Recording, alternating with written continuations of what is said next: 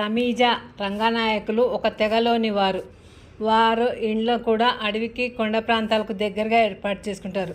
వీరి తెగవారు బయట ప్రపంచంలో కలుస్తారు వాళ్లకు అక్కడి అవసరం బట్టి, లేదా అడవిలో కొండ ప్రాంతాల్లో దొరికే ప్రకృతిలో దొరికే ఆహార పదార్థాలు తెచ్చి పట్టణ ప్రాంతాలలో పల్లెల్లో అమ్మి వచ్చిన డబ్బులతో వాళ్ళకు కావాల్సిన వస్తువులు ధాన్యాలను కొనుక్కుని వెళ్తూ ఉంటారు. రమీజా కానీ వాళ్ళ తెగవాళ్ళు కానీ చాలా కష్టజీవులు. ఉదయం లేచింది మొదలు ఏదో ఒక పనిలో నిమగ్నమై ఉంటారు. పిల్లలు కూడా ఏదో ఒక సహాయం చేస్తూ ఉంటారు వాళ్ళ తల్లిదండ్రులకు. రమీజా వాళ్ళ తెగలోని ఆడవారికందరికీ వాళ్ళ మట్టి ఇళ్ళు గోడలను అలికి ఆరాక వెరైటీ డిజైన్స్ వేసి ఆ ఇంటిని చూడు చక్కని ఇల్లుగా మార్చుకుంటారు.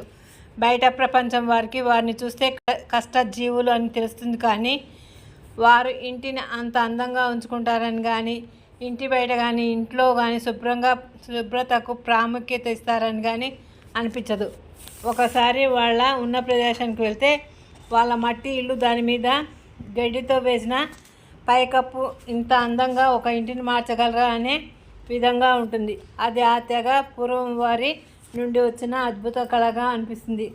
అడుగడుగున అక్కడి వాళ్ళ ఇళ్ళ అలంకరణ చూస్తే ఏదో కొత్త అందమైన లోకంలోకి వెళ్ళామా అన్నంత అనుభూతి వస్తుంది.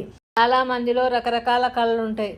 వాటిని బయట ప్రపంచానికి చూపగలిగితేనే కదా ఇంత అందమైన ప్రదేశాల్లో వాళ్ళు అందంగా అంత నీట్గా ఆ ఊరిని ఉంచుకుంటారని, అది చూడదగ్గ ఒక ప్రదేశంగా ఉంటుందని ఎవరైనా అనుకుంటారా? అందుకే అద్భుతాలు సృష్టించేవారు కొంతమంది వాళ్ళకు తెలియకుండానే చేసి చూపిస్తారు. అది మనం చూడగలిగితే ఎంతో ఆనందంగా హాయిగా అనిపిస్తుంది.